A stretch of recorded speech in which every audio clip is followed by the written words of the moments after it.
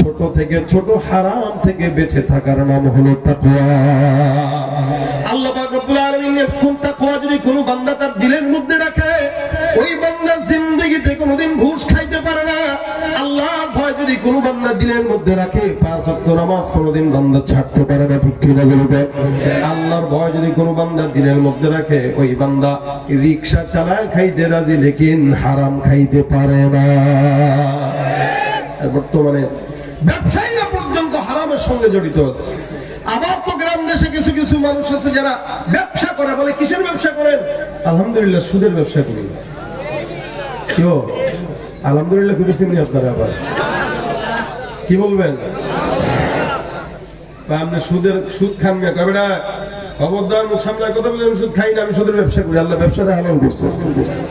টাকা চাবেন তার কাছে, ধার সে আপনাকে দিবে না। চাচা কো দেন না 10,000 টাকা, চাচা কো বাবা রে নাই, তুই চাবি আমার কাছে, আমি না দিব।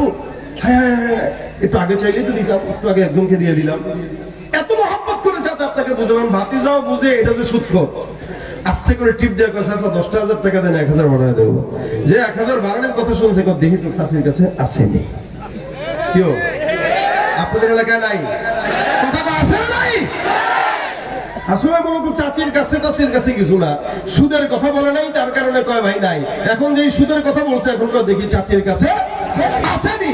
এরা যদিও সমাজ সেবক নামে মানুষের সেবা করে, কিস্তির টাকা ঠিক মতো না দিতে পারলে দেখবেন টিনের চালটা পর্যন্ত ঘরের ভিতরে আর রাখে না। ঠিক কিনা বলবেন? তুমি সুদের টাকায় প্রাসাদে গড় ঘোষ ছাড়ো না, দিন দেখি না খেয়ে মরে খবর রাখো না। সুদের টাকায় প্রাসাদে গড় ঘোষ ছাড়ো না, দিন দুঃখী না খেয়ে মরে খবর রাখো না। তুমি উস্কে বিচার করো সাজিয়া প্রধান। নাই যেখানে টাকা বেশি বিচার সেদিকে। কেউ কথা আসতে কান কথা ঠিক কিনা? যেদিকে টাকা বেশি সেদিকে কি যায়? ঘুষ খেয়ে বিচার করো সাজিয়া প্রধান। তুমি কেমন মুসলমান? তুমি নামাজের সাথে নাই পরিচয়, মানো না কোরআন। নামাজের সাথে নাই পরিচয়, মানো না কোরআন। তুমি কেমন মুসলমান? তুমি নবীর উম্মত দাবি করো, সুন্নাহ মানো না। নবীর অপমানে তোমার হৃদয় কাঁদে না।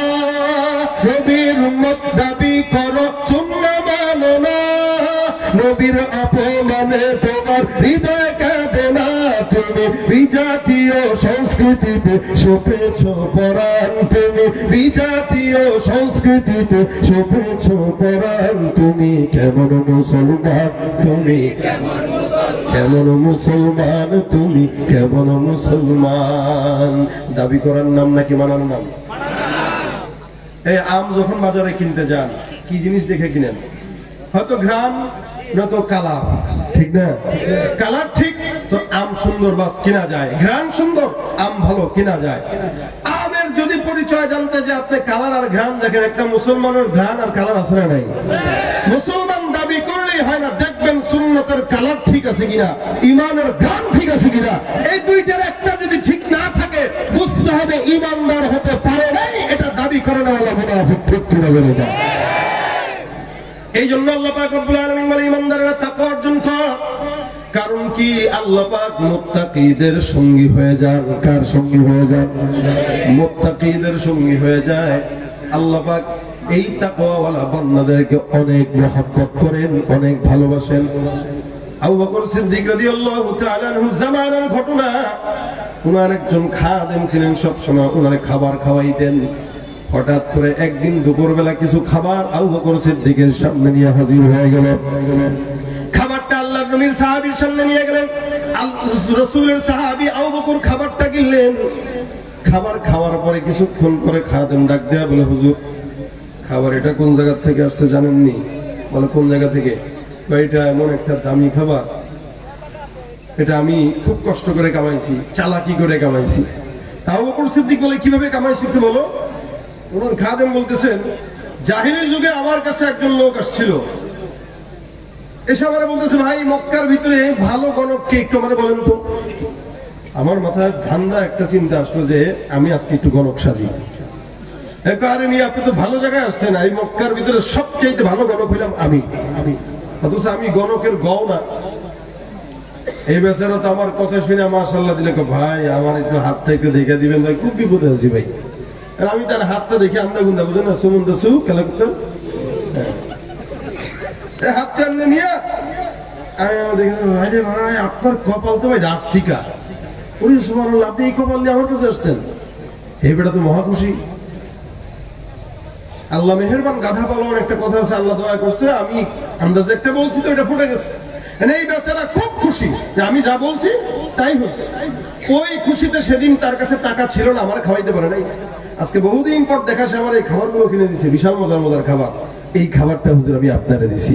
এই বেচারা মনে করছে আবু বকর সিদ্দিক মনে খুব খুশি হবে তার কথা শুনে, কিন্তু আবু বকর সিদ্দিক তো খেপে গেছেন একদম 100-100। বেটা বেয়াদবের বাচ্চা, তুই আমার কাছে এই হারাম খানেওয়ালা টাকার খাবার নিয়ে আসছস, বাটপারি করেওয়ালা খাবার নিয়ে আসছস, আল্লাহ তুমি মাফ করো। আবু বকর সিদ্দিক দেরি করে নাই, সাথে সাথে আঙুলটা গলার ভিতরে দিয়ে হাত দিয়ে বমি করে সব খাবার ফেলে দিয়েছে। সুবহানাল্লাহ। এটা আবু বকর সিদ্দিকের জায়েজই ছিল, কারণ হাদিয়া পাইছে, সে খাবে, সমস্যা কি? কিন্তু আবু বকর সিদ্দিক জায়েজের মাসলা খুঁজেন নাই, খুঁজছেন তাকওয়ার মাসলা। কিসের মাসলা? মনে রাখবেন, ইমানদার কখনো জায়েজ না জায়েজের দিকে যায় না, ইমানদার যায় তাকওয়ার দিকে। যেমন অনেকে এখানে আসছেন প্যান্ট শার্ট টাই পরে, বা প্যান্ট পরে, শার্ট পরে, গেঞ্জি পরে, টুপি ছাড়া। এটা জায়েজ না জায়েজের মাসলা না, এটা হলো তাকওয়ার মাসলা। কেন? মনে রাখবেন, যেই পোশাক আল্লাহ পাক রব্বুল আলামিন বানাইছেন, সবই পোশাক আল্লাহ পাকের সৃষ্টি। আল্লাহ পাক বলেন, قد أنزلنا عليكم لباسا يواري سوآتكم وريشا ولباس التقوى ذلك خير।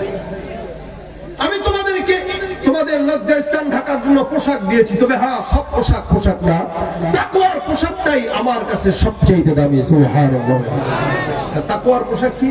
বলে যেই পোশাক পরে গুনাহ করা যায় না, যেই পোশাক পরে দুর্নীতি করা যায় না, যেই পোশাক পরে সুদ খাওয়া যায় না, যেই পোশাক পরে মানুষের সামনে সিগারেট ধরানো যায় না। ঠিক কিনা বলুন?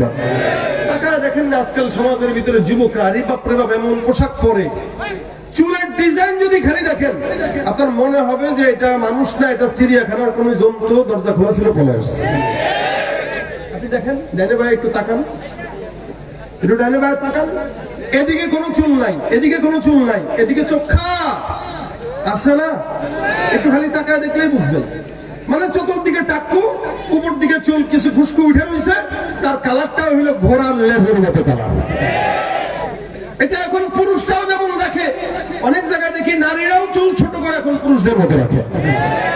জীব হাল। আর প্যান্ট যদি পরে, এটার ভিতরে মোটামুটি 10-12টা ছিঁড়া থাকে, এটা নাকি স্টাইল। এটা কি স্টাইল? গ্রামের মহিলা মানুষ যখন দেখে ঢাকার থেকে আমার ভাতিজা আসছে, বাবা হুন্ডা অ্যাক্সিডেন্ট করছো কোন জায়গায়? আরে কিসের হুন্ডা অ্যাক্সিডেন্ট করছি? যে রানের এখানে ছিঁড়া, পায়ে ছিঁড়া। দৌড় মিয়া, এটা 2500 টাকা দিয়ে বসুন্ধরা সিটি থেকে কিনেছি। এটা কয় কি? মানুষগুলো জানতাম ফকিন্নি হইলে ছিঁড়া প্যান্ট পরে, তোর মতো বড় লোক মানুষ ছিঁড়া প্যান্ট পরলে কয় খালা, এটা ছিঁড়া প্যান্ট না, এটা স্টাইল। এটা কি? মনে রাখবেন, উলঙ্গপনার নাম যদি আধুনিকতা হতো, গরু ছাগল সবচেয়ে বড় আধুনিক ছিল। আজকালকার সমাজের মধ্যে তাকওয়া না থাকার কারণে এমন পোশাক পুরুষরা পড়তেছে যেটার দিকে তাকাইলেও লজ্জা লাগে। 40 বছর হয়ে গেছে এই দামড়া বুড়া বেটা হাফ প্যান্ট পরে রাস্তায় নামে। ঠিক কিনা বলে? আর মা বোনেরা চিন্তা করছে, পুরুষরা যেহেতু এখন টাকনুর নিচে প্যান্ট পরে, আমরা এখন টাকনুর উপরে সুন্নতটা আদায় করি। এই জন্য এখন এই সুন্নতটা আমাদের মা বোনরা আদায় করা শুরু করছে। পুরুষটা পরে নিচে, নারীরা পরে উপরে, নারী পরে পুরুষের পোশাক, পুরুষ পরে নারীর পোশাক। এগুলো সব রাসূল সাল্লাল্লাহু আলাইহি ওয়াসাল্লামের কথা মতো কিয়ামতের আলামত। ঠিক কিনা বলুন? এই জন্য ইমানদার কখনোই জায়েজ খুঁজবে না। মনে রাখবেন, টাকনুর নিচে কাপড় পরা হালাল না হারাম? জায়েজ না জায়েজ? আর টাকনুর উপরে পড়া জায়েজ না জায়েজ? জায়েজ বলেন, এটাই তাকওয়া। কিন্তু এটা মনে রাখবেন, এই টাকনু পর্যন্ত জায়েজ, অর্থাৎ যে টাকনু পর্যন্ত জায়েজ, টাকনুর নিচে গেলেই কিন্তু এটা হারাম। তার মানে জায়েজের সীমানা যেখানে শেষ, হারামের সীমানা সেখান থেকে। তো সুতরাং জায়েজের মাসলা খুঁজেন কেন? জায়েজের মাসলা যে খুঁজে ওরা হারামে জড়ায়। ইমানদার সবসময় খুঁজবে তাকওয়া। আবু বকর সিদ্দিক এই জায়গাটায় জায়েজ খুঁজতে পারতেন, কিন্তু উনি খুঁজছেন তাকওয়া। কারণ তাকে একজন হাদিয়া দিয়েছে, উনি খাইতেই পারে, কিন্তু উনি বললেন না, যেহেতু এটার ইনকাম, এটার মূল জিনিসটা হলো হারাম, আমি আবু বকর সিদ্দিক কোনোদিন হারাম এক বিন্দু পরিমাণ আমার দেহে ঢুকবে এটা আমি সহ্য করতে পারি না। এটা আবু বকরের তাকওয়া। এই জন্য আল্লাহ পাক বলেন, ইত্তাকুল্লাহ হাক্কা তুকাতিহি, আল্লাহর ভয় অন্তরের মধ্যে রাখো, ভয় করার মতো ভয় করো। ভাইরা আমার, জমিনের মধ্যে গুনাহ করতে মন চায় তো চিন্তা করেন, আনতা আবুদাল্লাহ কাআন্নাকা তারাহ। ইবাদত যদি করেন, ইবাদতের ক্ষেত্রেও চিন্তা করবেন আপনার ইবাদত কাজের মধ্যে আপনি আপনার মালিককে দেখেন, আর যদি আপনি আপনার মালিককে না দেখেন এই চিন্তা করবেন, ফাইল্লাম তাকুন তারাহু ফাইন্নাহু ইয়ারাক। নামাজ পড়তেছেন, রোজা রাখতেছেন, যাকাত দিতেছেন, প্রত্যেকটা হালতে দেখেন কে? হ্যাঁ ভাই, চুরি করলেও দেখে কে? ডাকাতি করলেও দেখে কে? যুবকরা গুনাহ করলেও দেখে কে? স্কুলের বারান্দায়, পার্কের বেঞ্চের মধ্যে বসে পড়ালেখার নামে, কোচিং এর নামে ডেটিং করলে দেখে কে? আল্লাহ পাক রব্বুল আলামিন এমন একজন আল্লাহ, যিনি বান্দার প্রত্যেকটা আমল, ঈমান বান্দার জন্য আল্লাহ পাক লিপিবদ্ধ করে রাখেন। যার কারণে কোন বান্দার যদি দিমাগের মধ্যে তাকওয়া থাকে, আল্লাহর প্রত্যেকটা জমিনের কাজের মধ্যে এই বান্দা ফিকির করবে, আমার আসমানের মালিক আমাকে দেখতেছে। সুতরাং এমন কোন কাজ করা যাবে না যেই কাজের মাধ্যমে আসমানের রবের কাছে আমার হিসাব দেওয়া লাগে।